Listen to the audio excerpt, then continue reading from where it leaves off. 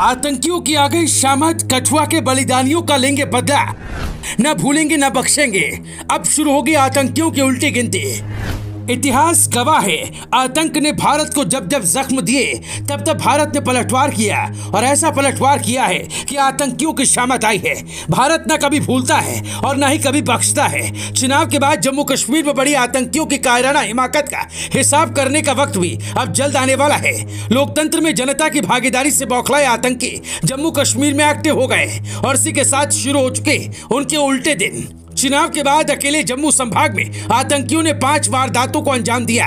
हाल ही में कठुआ में जो हुआ उसने पूरे देश को गमगीन कर दिया। घात लगाए बैठे आतंकियों ने हमारी सेना की गाड़ी पर हमला कर दिया। अब तक AK-47 लेकर चलने वाले आतंकियों ने M4 कार्बाइन से गोलियों की बौछार कर दी और फिर जंगल की ओर भाग निकले। इस हमले में हमने अपने 5 जवानों को खो दिया, लेकिन इन 5 जवानों की शहादत यूं बेकार नहीं जाएगी। आतंकियों को हमारे जवानों के खून के एक एक कतरे का हिसाब सूद समेत देना होगा। कठुआ आतंकी हमले में जो 5 जवान शहीद हुए वो पांचों उत्तराखंड के थे। उत्तराखंड को बलिदानियों की धरा यूं ही नहीं कहा जाता।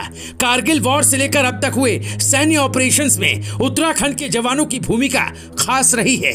जब जब देश को जरूरत पड़ी है, उत्तराखंड के वीर सपूत डटकर खड़े रहे हैं और मातृभूमि के लिए मौत को गले लगाने से भी पीछे नहीं हटे हैं। उत्तराखंड की मिट्टी की बात ही अलग है। वीरों की जन्मभूमि है उत्तराखंड।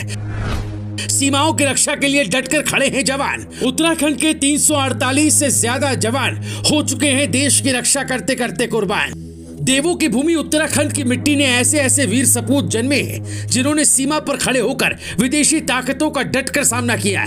पुलवामा के बाद कठुआ में हुआ आतंकी हमला गवाही दे रहा है देवभूमि के जाबाजों की दिलेरी की कि मुसीबत चाहे कितनी भी बड़ी रही हो, उत्तराखंड के जवानों ने कभी पीठ नहीं दिखाई, जमकर मुकाबला किया। आंकड़े भी इसकी तस्दीक कर रहे हैं। देश की रक्षा करते हुए अलग अलग ऑपरेशंस में अब तक उत्तराखंड के 348 से ज्यादा जाबाज मौत को गले लगा चुके, और यह आंकड़ा उत्तराखंड राज्य बनने के बाद का है।